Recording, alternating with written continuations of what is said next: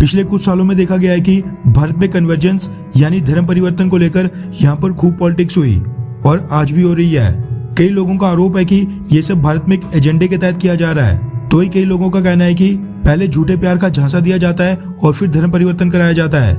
वहीं कई लोगों का ये भी कहना है कि भारत में धर्म परिवर्तन पैसों के लालच में भी हो रहा है। रिसेंटली पंजाब में भी सेम इसी तरह से बेहद लार्ज स्केल पर धर्म परिवर्तन के मामले देखने को मिल रहे हैं। भारत में धर्म परिवर्तन का अभी तक कोई हाई प्रोफाइल केस सामने निकलकर नहीं आया था जिसको मीडिया में बेहद ज्यादा डिस्कस किया गया हो। लेकिन इसी बीच इंडोनेशिया से धर्म परिवर्तन को लेकर एक ऐसी अपडेट आ रही है जिसको सुनने के बाद इंडोनेशिया के साथ साथ दुनिया भर के कई सारे लोग अचंभित हैं, क्योंकि इंडोनेशिया एक ऐसा देश है जहां पर नंबर वाइज यानी संख्या में दुनिया की सबसे ज्यादा मुस्लिम पॉपुलेशन है और वहां पर इस्लाम धर्म से कन्वर्ट होकर हिंदू धर्म अपनाने का फैसला किया है वहां की एक बहुत बड़ी और इन्फ्लुएंशियल पर्सनैलिटी ने।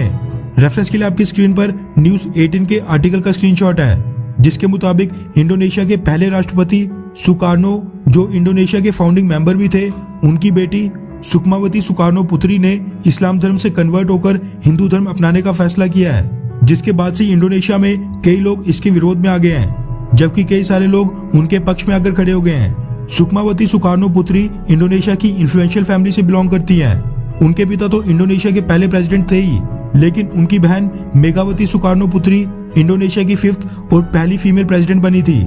सुकमावती सुकार्नो पुत्री खुद एक पॉलिटिकल पार्टी को लीड भी करती हैं। वो 26 अक्टूबर यानी कल अपने 70वें जन्मदिन के दिन हिंदू धर्म के अंतर्गत एक शास्त्र विधि के बाद हिंदू धर्म को अपनाने वाली हैं। वैसे आपकी जानकारी के लिए बता दूं कि सुकमावती का तलाक भी हो चुका है और उनके तीनों बच्चों ने भी अपनी मां के हिंदू धर्म को अपनाने पर कोई भी आपत्ति नहीं जताई है।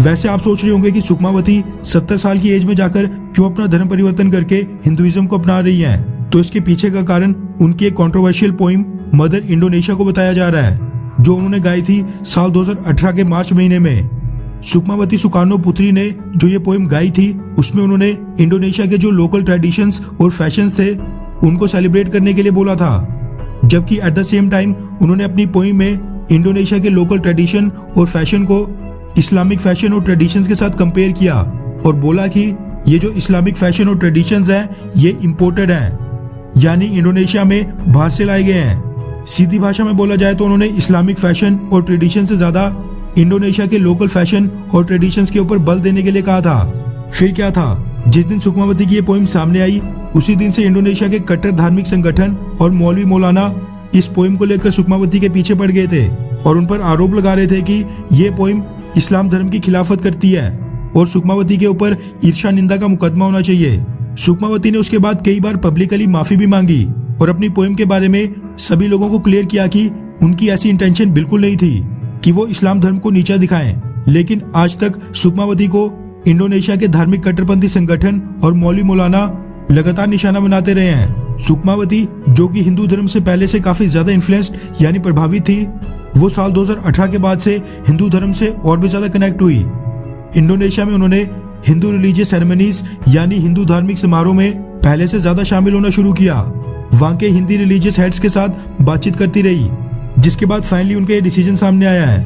लेकिन गौर करने वाली बात है कि सुकमावती सुकार्नो पुत्री ने अपने इस डिसीजन के पीछे का कारण 2018 में उनकी पोइम आने के बाद उनके साथ किए गए ट्रीटमेंट को नहीं बताया है, बल्कि उन्होंने इसके पीछे का रीजन दिया है कि वो इस्लाम से हिंदू धर्म में अपनी दादी की वजह से आ रही हैं, जो खुद हिंदू धर्म से थी।